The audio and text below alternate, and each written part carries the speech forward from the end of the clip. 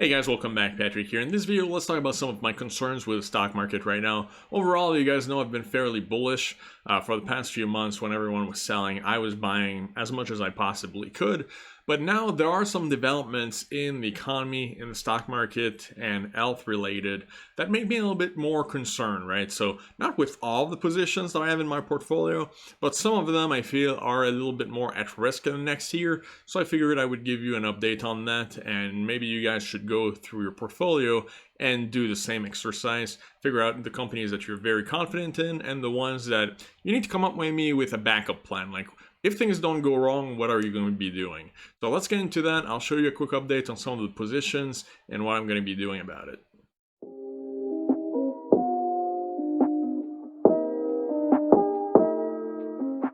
Alright guys, let's look at some of the positions that I talked about in the past week, and then we'll move on to stocks that I'm a little bit more concerned about. Maybe you have them in your portfolio, I don't know if you do, but I want you to notice a trend here. So first we have PaySafe. This is a cash secured put that I opened last week, and I told you guys about it in a video. This one's doing really well so far. $294 in profit out of 900, so there's $600 in value, 39 days left in this contract. So we already captured 1/3 of the value in a matter of like 3 business days. So this one is pretty good, and the reason why it's behaving like this is that the share price has gone up over the past few days, and that really helps you capture a lot of value quicker when you're selling cash secured puts. So now I have 2 options. I can either let it ride, right, and just try to grab more of that $610, or I could try to roll it up to $12 to be a little bit more aggressive and try to capture even more value, because of course like the value of the premium is going to be higher if I rolled up to 12. But I'm personally not going to do that in this case. You know, I think this is a pretty good play, fairly safe. I'm not too worried about this one, right? But still at the same time, I don't want to like take too many risks with these, as I'll show you in a minute. I'm not super confident about the economy in the next few months. All right, so next we have SoFi. SoFi right now only a small gain of $31 out of 1,500. So this one, let's say it's mostly like breaking even at this point. 95 days left, so over 3 months. Again, I'm not super concerned with SoFi. I don't see any negative catalysts that are going to really hurt it in the next few months. In fact, it's kind of the opposite. We had like the big fears about dilution and also the lockup periods expiring. That's in the past already, right? So the negative catalysts, we already add them. So the share price has been downtrending a little bit, right?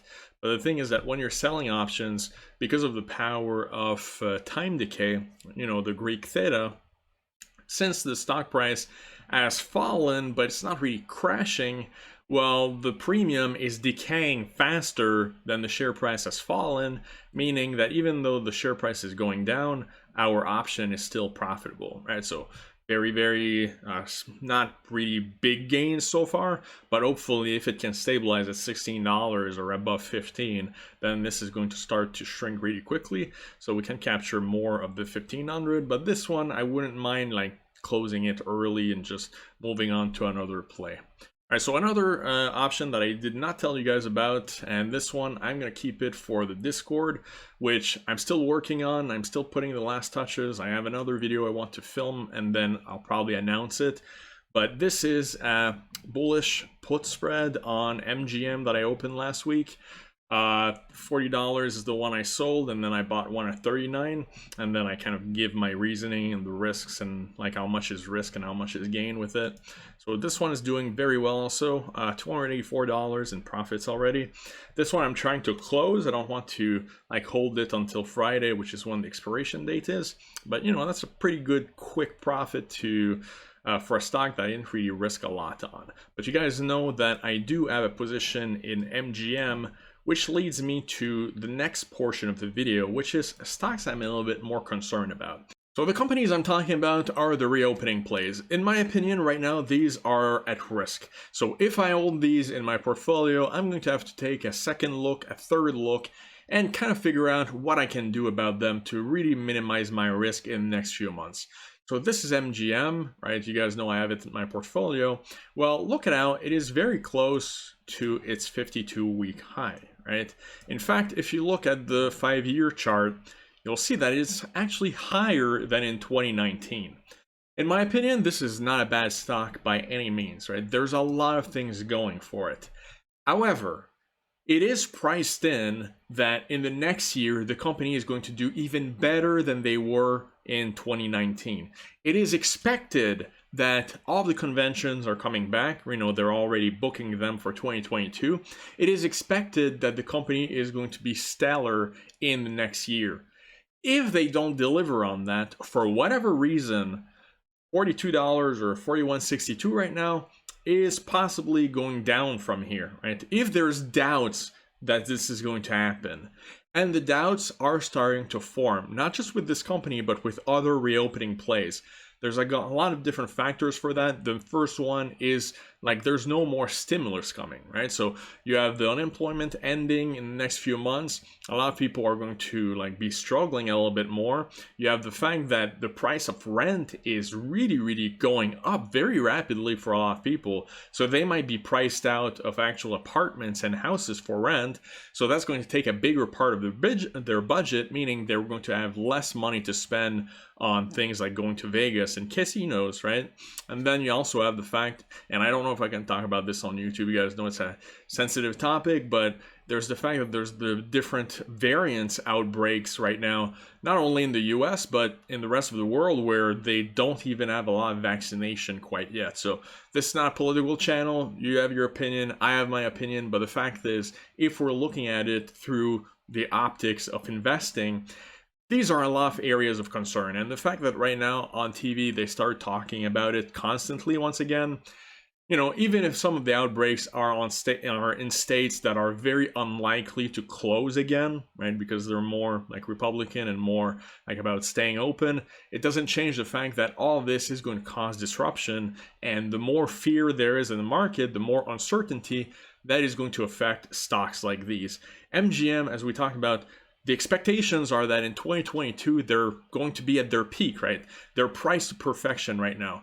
So that, in my opinion, has really shifted the risk versus reward of plays like these. Other companies in this like type of category, you have Delta Airlines. They're entirely dependent on traveling and the fact that there's no restrictions. It is expected that, you know, airfare is going to become like very normal like it was in previous years. So they're very close to their 52 weeks high still. You have companies like Tapestry that are more retail oriented, luxury goods and all of that. So it's at 42 right now. It is off of its 52 week high, but still fairly, you know, close to the 52 week high. So look at the trailing P for this company, 35, and forward P is 12.82 expected, right? So that's what the analysts expect for this company. Well, that is if everything goes according to plan. That's if everything goes right. But what if we're starting to see like more FUD in the market, more people that are struggling making ends meet, and there isn't as much disposable income in the US in the next year? Well, simply put, companies like these, Tapestry, MGM, the other reopening plays, they've already lost a little bit of their value. None of them are really in a big uptrend, and now they have more to lose than other companies that have been extremely beat up in the first part of the year, like SoFi, CCIV, and Play Studios, company that I opened a position on. And just to let you know, I bought more shares today. All right, so here's why. I mean, SoFi, very far from their 52-week high, $28, and actually it's very close to the 52-week low of 11.80. Even in March, when this stock was being sold heavily, it reached about $13 and then it rebounded, right? So there's not as much downside to being in a stock like this than there is in one of the reopening plays right now that are priced to perfection. Almost, it's kind of the opposite at this point. No one is really expecting much from SoFi right now. Same for CCIV, right? Look at how, after the massive crash when it was still a SPAC, right? Look at how it has really consolidated, and it's pretty much trading sideways for the past few months, between like the low of $18 and then at some point recently it reached 28. But you know, like anywhere between $20, $25, the risk is very low compared to what it was in the past, right? So if I'm in stocks like this, hey, The economy wants to slow down. People have a little bit less disposable income. Well, first of all, people are going to be buying CCIV Lucid's cars. Like, they're people that don't have problems with disposable income, right? If you're buying a $150,000 car, this stock has positive catalysts coming for it in the next few months. If they can finally actually deliver some cars, that is going to be very, very strong catalysts for this company. Then you have other companies like Play Studios, which I just bought a little bit more shares, bought another 300 shares today, so now I have 800. But the stock's at $7.04, right? This is a company that already has some games. They're already generating revenues and a little bit of profit. And where are they going to go from here? Is there more upside or downside? Whether people have more or less disposable income doesn't really make any difference. Whether there's outbreaks of the disease, and it's not really going to make a difference for a stock like this. They have positive catalysts coming up. So that's how I'm analyzing these stocks right now. Like, a lot of these positions that are closer to the 52-week low, because they were so heavily beat down in the past few months, like, the risk of holding them versus the reward is still extremely good. Now, again, it kind of hurts me saying this because MGM is a company that I feel has potential, but only if everything goes well and there's no setbacks. You know what I mean? So the risk versus reward has shifted.